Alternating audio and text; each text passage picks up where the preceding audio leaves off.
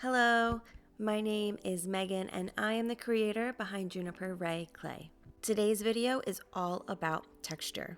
Specifically, we'll be talking about these textured mats.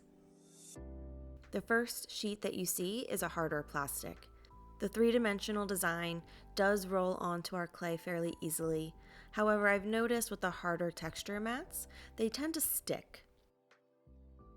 I also really enjoy rubber texture mats. The texture mat that you see here was made by an artist from Oregon, and I will definitely be linking their Etsy shop below.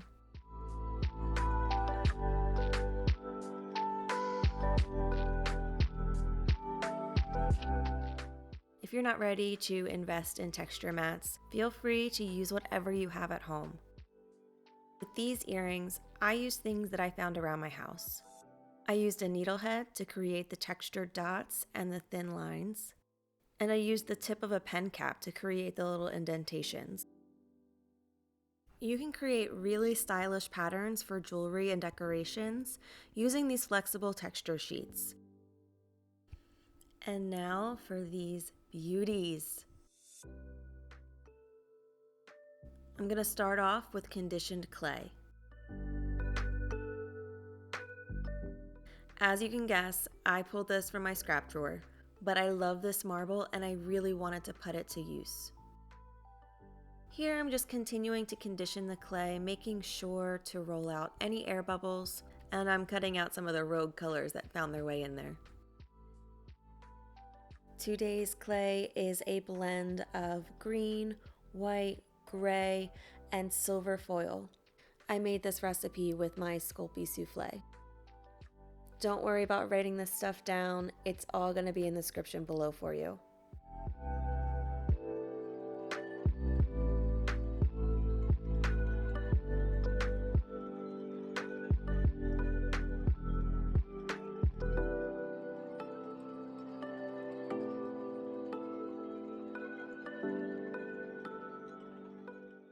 I used my acrylic roller to press the stamp into the clay, but I'm not adding a lot of pressure at all. Some have asked me how I keep my clay from sticking to my textured mats, and there's a few different tricks that you can use. My first tip would be to sprinkle the smallest amount of cornstarch over the surface of your clay. My go-to strategy is water. I use the slightest bit of water on top of my clay or on top of my texture mat. This is also a good trick for your clay cutters.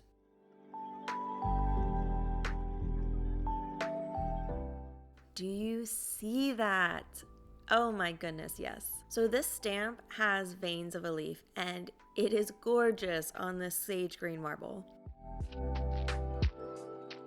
You'll see that I'm using a tissue blade to lift my clay pieces off of my surface. I shimmy it under my clay ever so gently at an angle. If you haven't already, make sure you subscribe and hit the bell. That will notify you of every new video that I post.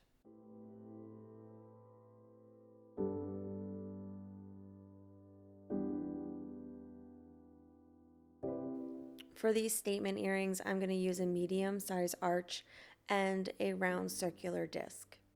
These plunger cutters make life so much easier.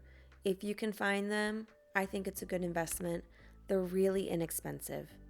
I believe I purchased this set off Amazon, but you can also find them in the fondant and cake decorating sections of your craft stores.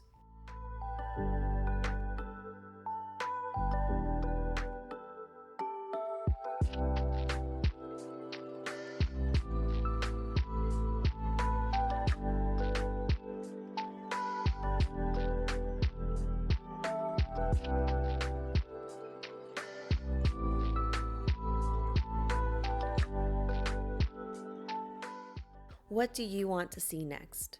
Drop a comment below. I'm thinking about making some beads. Or would you like to see a more intricate slab? As simple as this clay slab is, these are hands down my favorite earrings. Thank you guys. I love making these videos for you. Go create, show me what you got. I want to see that texture. You can tag me on Instagram or on Facebook at juniper.rayclay, or you can drop your own links below in the comments. Happy creating, y'all!